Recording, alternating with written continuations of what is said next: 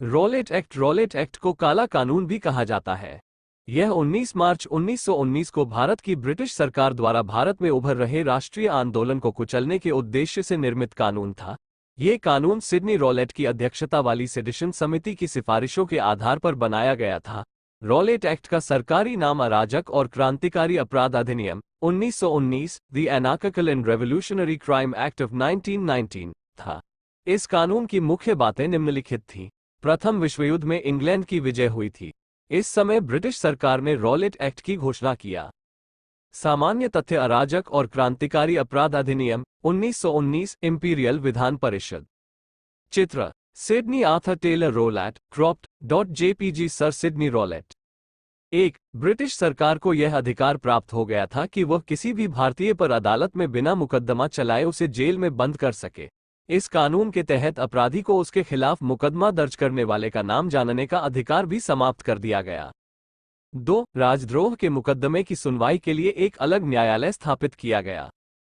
3. मुकदमे के फैसले के बाद किसी उच्च न्यायालय में अपील करने का अधिकार नहीं था। 4. राजद्रोह के मुकदमे में जजों को बिना जूरी की सहायता से सुनवाई करने का अधिकार प्राप्त हो गया। 5. सरकार को यह अधिकार मिल गया कि वह बलपूर्वक प्रेस की स्वतंत्रता का अधिकार छीन ले और अपनी इच्छा अनुसार किसी व्यक्ति को कारावास दे दे या देश से निष्कासित कर दे।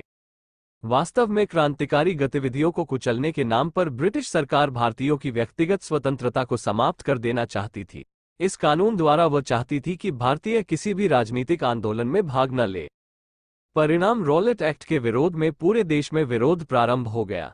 मदन मोहन मालवीय और मोहम्मद अली जिन्ना ने इसके प्रतिवाद में केंद्रीय व्यवस्थापिका के सदस्यता से त्यागपत्र दे दिया। इस कानून को भारतीयों ने काला कानून कहा। इस कानून के विरोध में देशव्यापी हड़तालें, जुलूस और प्रदर्शन होने लगे। महात्मा गांधी, जो अब भारतीय राजनीति के एक प्रमुख व्यक्तित्व बन गए थे, वह इस आंदोलन में सक्रिय रूप से भाग लिए। चंपारण, खेड़ा और अहमदाबाद में अपनाए गए सत्याग्रह रूपी हथियार का प्रयोग एक बार फिर उन्होंने रॉलेट एक्ट के विरोध में करने का निश्चय किया। महात्मा गांधी जी ने व्यापक हड़ताल का आह्वान किया। रॉलेट एक्ट गांधी जी के द्वारा किया गया राष्ट्रीय स्तर का प्रथम आंदोलन था। 24 फरवरी 1919 के दिन गांधी जी ने मुंबई में एक सत्याग्रह सभा का आयोजन किया था और इसी सभा में तय किया गया और कसम ली गई थी कि रॉलेट एक्ट का विरोध सत्य और अहिंसा के मार्ग पर चलकर किया जाएगा। गांधी जी के इस सत्य और अहिंसा के मार्ग का विरोध भी कुछ सुधारवादी नेताओं की ओर से किया गया था, जिसमें सर डी छोटी इवादी, सुरेंद्रनाथ बैनर्जी, तेज बहादुर सप्रू, श्रीनिवास शास्त्री जैसे नेता शामिल थे। किंतु गांधी जी को बड़े पैमाने पर होम रूल लीग के सदस्यों का समर्थन मिला था।